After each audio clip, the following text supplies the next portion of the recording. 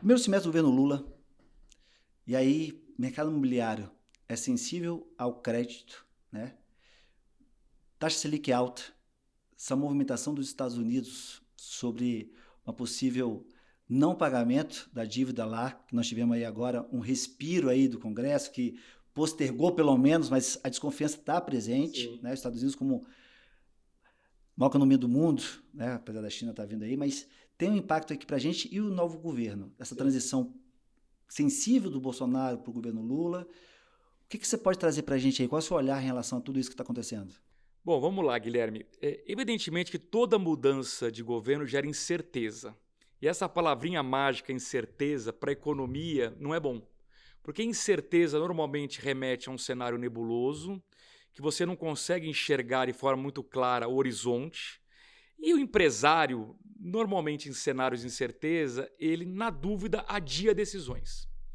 E a economia nada mais é do que tomada de decisões. Então, se os empresários decidem investir, os consumidores decidem consumir, a economia roda. Se todo mundo, na dúvida, adia, a economia dá uma parada.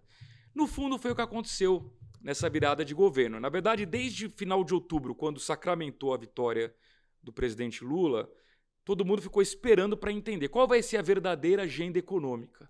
E aí, conforme o governo foi começando... Desconhecido na área, né? Que é o Fernando Haddad, exato. Tinha muita incerteza. Que equipe econômica é essa? Será que vai ser parecida com aquela do Palocci lá atrás, em 2003? Vai ser mais parecida com a do Guido Mantega, depois, na época mais de Dilma, né? E aí, qual é a boa notícia, Guilherme? Porque eu não tenho preferências ideológicas, eu procuro sempre olhar a economia de uma forma propositiva, buscando de fato oportunidades, que é o que interessa no final das contas. Muita gente me perguntava, Luiz, o Lula ganhou, vamos virar uma Argentina? Essa era a preocupação número 1. O que significa virar uma Argentina? Inflação de 100%, recessão econômica, e eu dizia desde o primeiro momento, não é o meu cenário, não acredito nisso. E não acreditava pelo histórico do próprio presidente Lula nos 2 primeiros mandatos e até pela equipe econômica que ele foi formando. O Fernando Haddad, a gente pode ter aqui inúmeras críticas a ele, mas ele não é alguém maluco que vai tomar decisões que vão afundar o país. E tem um ponto que você até mencionou na abertura, que a gente vai poder falar com calma daqui a pouco, que é nós temos pela primeira vez na história um Banco Central independente. E isso fez toda a diferença. Embora, curiosamente, o governo Lula critique muito a independência do Banco Central, é a independência do Banco Central que deu a tranquilidade nessa transição. É ela que explica, por exemplo, por que o dólar não disparou para 6, 7 reais, como aconteceu lá atrás, em 2002, 2003, quando o Lula ganhou. Não disparou porque o mercado enxergava no Banco Central alguém que ia tomar as medidas necessárias, querendo o governo ou não. Né? Não seriam decisões políticas. Exato. Decisões técnicas. Isso aí. Blindadas da política. Né? Claro que chegando no assunto que é muito importante para o mercado imobiliário, que é taxa de juros, quem vai influenciar o crédito. Claro que não dá para ignorar que teve bastante pressão política para o Banco Central começar logo a reduzir os juros. E, de alguma forma, por questões técnicas, ele resistiu nos 6 primeiros meses do governo e não reduziu. E agora, recentemente, fez o primeiro corte, que, na minha opinião, foi correto, um corte mais ousado, digamos assim, de meio ponto. Tinha muita gente que defendia... Você esperava quanto? O pessoal esperava 0,25. Eu defendia meio. Falava, tem espaço para meio. Sem pressão política. Tem espaço para meio.